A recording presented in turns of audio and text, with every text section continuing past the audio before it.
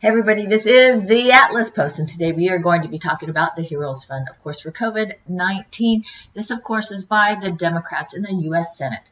And if you'll notice a little bit of reflection, yes, I do have computer glasses. If you're in front of the computer for hours at a time, it really does make a difference.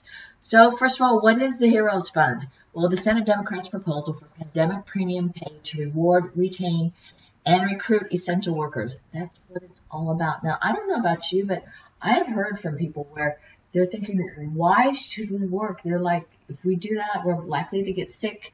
This could be bad for our families. It puts them at risk. You know, I could just take unemployment and make more money or make the same money, and I don't have to put them all at risk.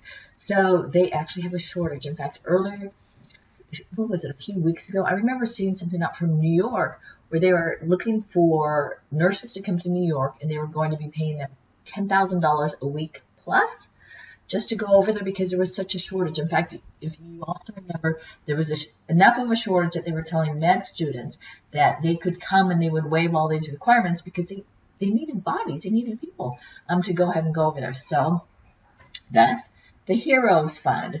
So this is for essential frontline workers, which, as you notice, if you've been paying attention and listening to any of this, you will see people thanking the frontline workers, the healthcare workers, for all that they do because they literally are putting themselves at risk.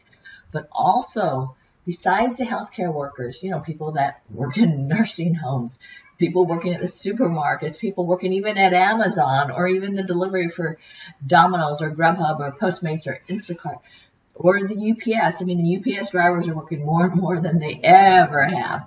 So this is what it's about because we have much to thank for them because a lot of us are sitting at home. Oh, and also school teachers. You thinking school teachers? Well, you know, they're doing all the online classes. Well, not everybody. They do have some schools that are in some areas where they are helping the teachers with the kids, you know, from the essential workers. So they need help too. So this is for them, the Heroes Fund. So these are the Senate Democrats believe in providing premium pay to frontline workers during this pandemic to reward essential frontline workers, which you talked about, ensure the retention of essential workers who are working growing hours on the front lines of this crisis, and promote the recruitment of additional workers who will be needed in the months ahead. So these guys are working overtime. They're not sitting at home waiting for unemployment checks. So Congress is looking, of course, at a potential fourth COVID-19 bill, but this is for consideration for Congress, of course. So there's two parts to it. One part is a $25,000 pandemic premium pay increase for essential frontline workers. So this is equivalent to an additional $13 per hour from the start of the public health emergency until December 31st, 2020. There's also a $15,000 recruitment incentive for health and home care workers and first responders to attract and secure the workforce. Like we said, you know, we need to get them, or they need to get them, right, to go ahead and help. So what is the structure of this? I mean, basically, this is intended to get them to help us, but it does cap it. I'll give you an idea. Let's see. The proposal is, now this is just a proposal right now. It uses a flat dollar amount per hour premium model in order to ensure it is simple, clear, and lifts up particularly those workers making lower wages. Now, I know nationwide people are getting restless. They want to go back to work. Georgia said they could go back to work. Let's just say everybody was going back to work in Georgia. They were lifting it up, and some people thought, you know what, it might be better if we didn't go. So this would give each essential frontline worker $13 per hour premium pay on top of their regular wages. This is for all hours worked. So, of course, if it's no longer, and we'll go into the delineations a little bit later, as to how long that this will last. So it does cap it, though, to a maximum of premium pay at $25,000 for each essential frontline worker earning less than $200,000 per year, and $5,000 for each essential worker earning $200,000 or more per year. So how long is this going to last? So it must be for a specific and clear duration of time to ensure that workers can rely on it for their economic safety and plan for needs like additional childcare. So, you know, like I said, additional childcare. And also they put their families at risk. Here in Los Angeles, they are, is it for, you know, if you have it, for some of the essential workers so that they don't affect their families, I believe, and I'll double check this for you.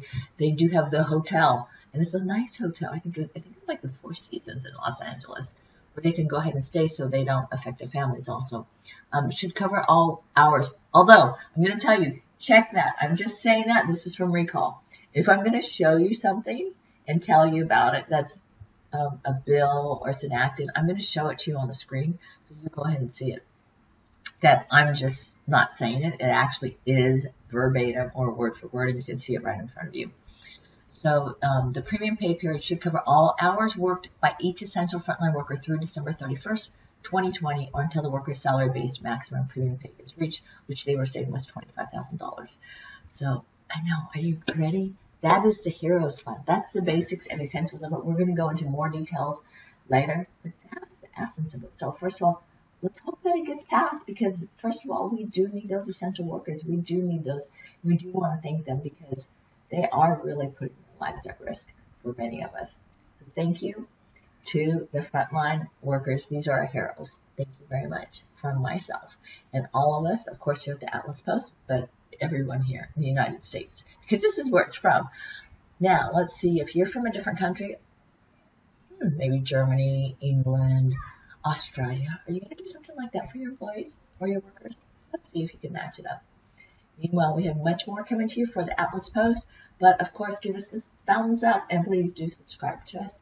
Thank you for joining us. We have much more coming.